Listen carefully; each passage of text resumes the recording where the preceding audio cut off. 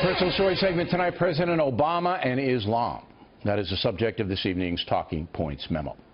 Many Americans, including this one, believe Barack Obama's emotional attachment to the Muslim world has hurt the USA.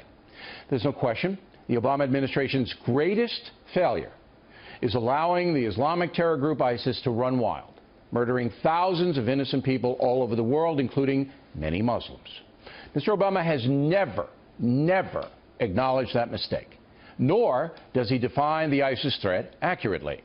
That group is killing innocent people in order to impose a radical version of Islam on the world. The jihad is solely based on theology, perverted as it may be. President Obama, as we all know, will not even use the words Islamic terrorism.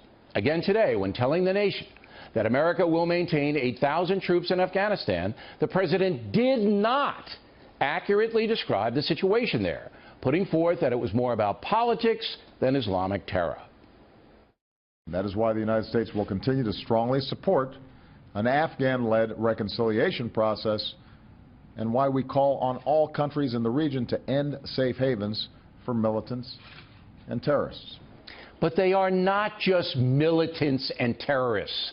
They are Islamic-driven killers who protected al-Qaeda before the 9/11 attack.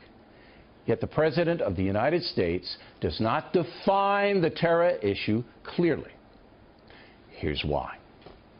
Barack Obama's father, who abandoned his family, was a Muslim who eventually turned atheist. Then his mother married another Muslim, moving young Barry to Indonesia, where he was exposed to the Islamic world, even though he did attend a Catholic school in first grade. According to his half-sister, Barack Obama attended his half-brother's wedding in the early 1990s. Malik Obama was a Muslim. The Factor has obtained pictures, allegedly from that wedding, which we believe was held in Maryland. Details on the ceremony, the exact location, whether the reports that Barack Obama was the best man, are very difficult to verify at this point. What we can tell you with certainty is that Barack Obama has deep emotional ties to Islam. As a boy, I spent several years in Indonesia and heard the call of the azan at the break of dawn and at the fall of dusk. As a young man, I worked in Chicago communities where many found dignity and peace in their Muslim faith. Now, to some extent, I can identify with President Obama on the religion issue. As a Roman Catholic, I was appalled when the priest pedophilia scandal broke. There's absolutely no excuse for the Catholic Church covering up many horrendous crimes. However, like Barack Obama, I do make the distinction between the faith and the people who abuse it. The church is not the men who run it.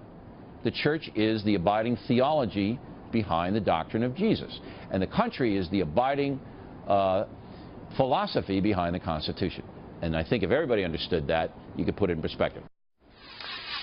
But here's where I depart from the president. I went after the American leaders of the Catholic Church with a vengeance. As we now know, the leaders of the Catholic Church in America covered up the sexual abuse. At least some of them did. It's my opinion that Cardinal Law in Boston could be arrested and charged with criminal negligence in the matter. Remember, Law admits transferring pedophile priests to places where they had continuing contact with children.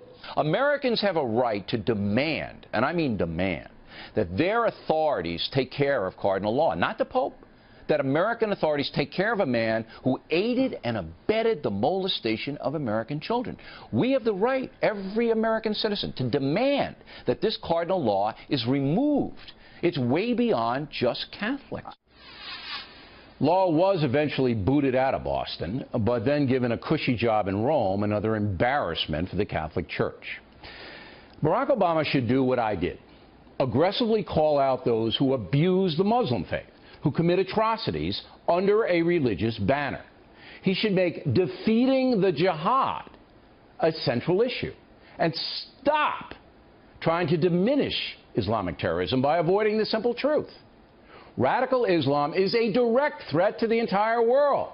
Whether they live in Afghanistan, Iran, Iraq, Syria, or Africa, it is Islamic killers who are the central problem on the planet.